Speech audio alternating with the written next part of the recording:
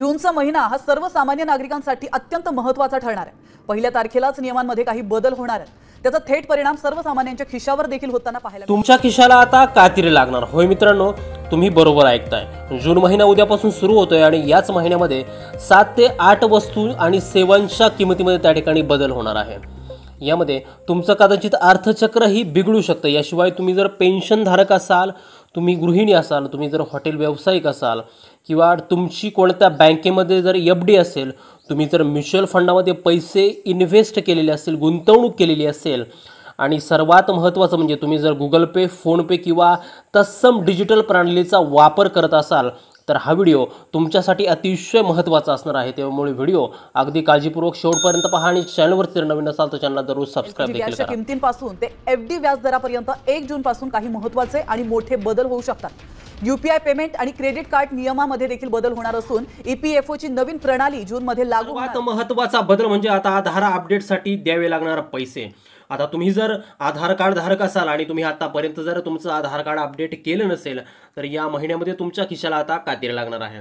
कारण की या महिन्यापासून आधार अपडेटची जी काय मोफत सुविधा होती ती आता त्या ठिकाणी बंद करण्यात आलेली आहे। येत्या 14 जून पासून ही सुविधा त्या ठिकाणी आता बंद होणार आहे आणि यामध्ये तुम्हाला जर आधार कार्ड आता अपडेट करायचं असेल तर आता तुम्हाला 50 रुपये इतकी रक्कम पर अपडेट त्या ठिकाणी आता मोजावी लागणार आहे।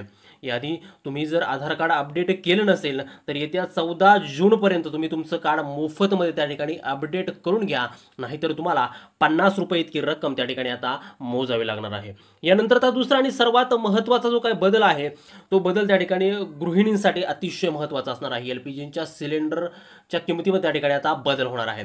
तुम्ही जर गृहिणी असाल तर आता एलपीजी सिलेंडरच्या किमतीमध्ये मोठा बदल होणार आहे आणि हा बदल येत्या 1 जून पासून त्या ठिकाणी होणार आहे। मे महिन्याच्या सुरुवातीला तेल विपणन कंपन्यांनी जो काय 14 किलोचा आपला घरगुती सिलेंडर असतो त्याच्या किमतीमध्ये त्या ठिकाणी बदल केला होता, परंतु आता 14 किलो आणि 19 किलोचा जो काय व्यावसायिक सिलेंडर असतो हे देखील आता 1 तारखेपासून महाग होण्याची शक्यता वर्तवली जात आहे।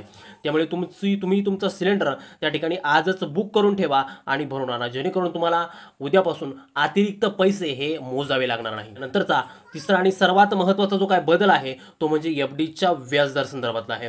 तुमची बऱ्याच वर्षांची एफ-डी जर कुठल्या बँकेमध्ये असेल, फिक्स डिपॉझिट जर तुमच्या कुठल्या बँकेमध्ये असेल तर तुमच्यासाठी थोडी वाईट आता बातमी त्या ठिकाणी आलेली आहे, कारण रिझर्व्ह बँकेने आता रेपो रेटमध्ये त्या ठिकाणी आता कपात केलेली आहे।